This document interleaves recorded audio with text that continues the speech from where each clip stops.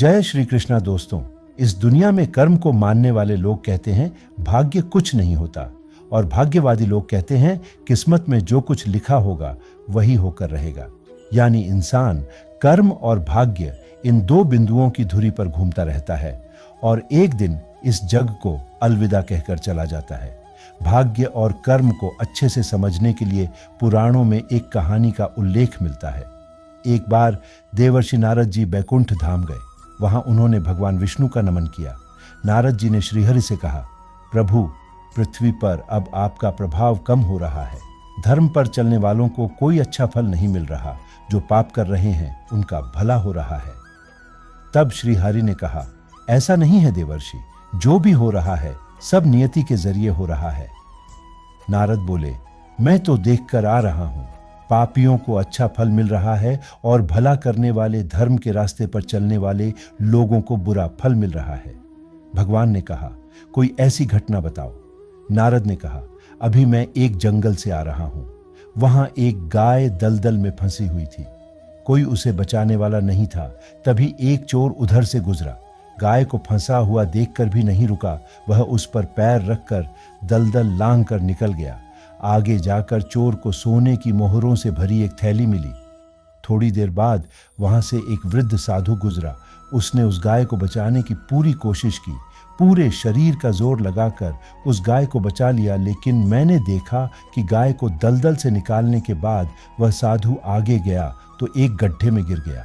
प्रभु बताइए, ये कौन सा न्याय है? नारद जी की बात सुन लेने के बाद प्रभु बोले, यह सही ही हुआ।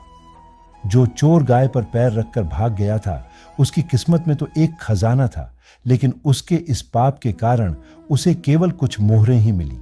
वहीं उस साधु को गड्ढे में इसलिए गिरना पड़ा क्योंकि उसके भाग्य में मृत्यु लिखी थी, लेकिन गाय को बचाने के कारण उसके पुण्य बढ़ गए और उसकी मृत्यु एक छोटी सी चोट में बदल गई। इंसान के कर्म से उसका भाग्य तय होता है। इंसान को कर्म करते रहना चाहिए, क्योंकि कर्म से भाग्य बदला जा सकता है। तो दोस्तों, हम लोगों के बीच उठ रहे ये सवाल को विस्तार से समझने के लिए सुनते हैं दूसरी कहानी। एक जंगल के दोनों ओर अलग अलग राजाओं का राज्य था, और उसी जंगल में एक महात्मा रहते थे जिन्हें दोनों राजा अपना गुरु मानते थे। उसी जंगल के बीचों बीच एक नदी बहती थी। अक्सर उसी नदी को लेकर दोनों राज्यों के बीच दंगे फसाद होते रहते थे। एक बार तो बात बिगड़ते बिगड़ते युद्ध तक आ पहुंची। कोई भी राजा सुलह को तैयार नहीं था, सो युद्ध तो निश्चय ही था। दोनों राजाओं ने युद्ध से पहले महात्मा का आशीर्वाद लेने की सोची और पहुंच गए जंगल की उस कुटिया में जहां महात्मा रहते थे। पहले एक राजा आया और उसने महात्मा से युद्ध में विजय होने का आशीर्वाद मांगा। महात्मा ने कुछ देर उस राजा को निहारा और कहा कि राजन, तुम्हारे भाग्य में जीत नहीं दिखती, आगे ईश्वर की मर्जी। यह सुनकर पहला राजा थोड़ा विचलित तो हुआ। फिर उसने सोचा कि यदि हारना ही है तो पूरी ताकत से लड़ेंगे, परंतु यूं ही हार नहीं मानेंगे, और अगर हार भी गए तो हार को भी औरों के लिए उदाहरण बना देंगे, परंतु आसानी से हार नहीं मानेंगे। यह निश्चय कर वह वहां से चला गया। दूसरा राजा भी जीत का आशीर्वाद लेने महात्मा के पास आया, उनके पैर छुए और विजय होने का आशीर्वाद मांगा। महात्मा ने उसे भी कुछ देर निहारा और कहा कि बेटा, भाग्य तो तुम्हारे साथ ही है। यह सुनकर राजा तो खुशी से भर गया और वापस जाकर निश्चिंत हो गया, जैसे कि उसने युद्ध तो जीत ही लिया हो। अंततः युद्ध का दिन आया। दोनों सेना एक दूसरे के आमने सामने थे और युद्ध का बिगुल बज गया। युद्ध प्रारंभ हो चुका था। एक तरफ की सेना यह सोचकर लड़ रही थी कि चाहे किस्मत में हार हो, पर हम हार नहीं मानेंगे, हम अपना सर्वश्रेष्ठ कोशिश करेंगे, अपना सर्वस्व झोंक देंगे। और वहीं दूसरी तरफ की सेना एक निश्चिंत मानसिकता के साथ लड़ रही थी कि जितना तो हमें ही है तो घबराना कैसा। लड़ते लड़ते दूसरी सेना के राजा के घोड़े के पैर का नाल भी निकल गया और घोड़े लड़खड़ाने लगा, पर राजा ने ध्यान ही नहीं दिया, क्योंकि उसके दिमाग में एक ही बात चल रही थी कि जब जीत मेरे भाग्य में है ही, फिर किस बात की चिंता। कुछ ही क्षण बाद दूसरे राजा का घोड़ा लड़खड़ा कर गिर गया, जिससे राजा भी जमीन पे गिर पड़ा और घायल हो गया और वह दुश्मनों के बीच घिर गया। पहले राजा के सैनिकों ने उसे बंधक बना लिए एवं उसे अपने राजा को सौंप दिया। युद्ध का निर्णय हो चुका था। युद्ध का परिणाम बिल्कुल महात्मा के भविष्यवाणी के उलट था। निर्णय के बाद महात्मा भी वहां पहुंच गए।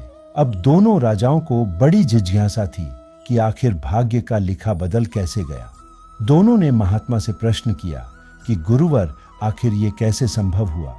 महात्मा ने मुस्कुराते हुए उत्तर दिया, राजन, भाग्य नहीं बदला, वो बिल्कुल अपने जगह सही है, पर तुम लोग बदल गए हो। उन्होंने विजेता राजा की ओर इशारा करते हुए कहा कि अब आपको ही देखो राजन, आपने संभावित हार के बारे में सुनकर दिन रात एक कर दिया। सब कुछ भूलकर आप जबरदस्त तैयारी में जुट गए, यह सोचकर कि परिणाम चाहे जो भी हो पर हार नहीं मानूंगा। खुद हर बात का ख्याल रखा, खुद ही हर रणनीति बनाई, जबकि पहले आपकी योजना सेनापति के भरोसे युद्ध लड़ने की थी। अब महात्मा ने पराजित राजा की ओर इशारा करते हुए कहा कि राजन, आपने तो युद्ध से पहले ही जीत का जश्न मानना शुरू कर दिया था। आपने तो अपने घोड़े की नाल तक का ख्याल नहीं रखा। फिर आप इतनी बड़ी सेना को कैसे संभालते और कैसे उनको कुशल नेतृत्व देते। और हुआ वही जो होना लिखा था। भाग्य नहीं बदला, पर जिनके भाग्य में जो लिखा था उन्होंने ही अपना व्यक्तित्व बदल लिया। फिर बेचारा भाग्य क्या करता।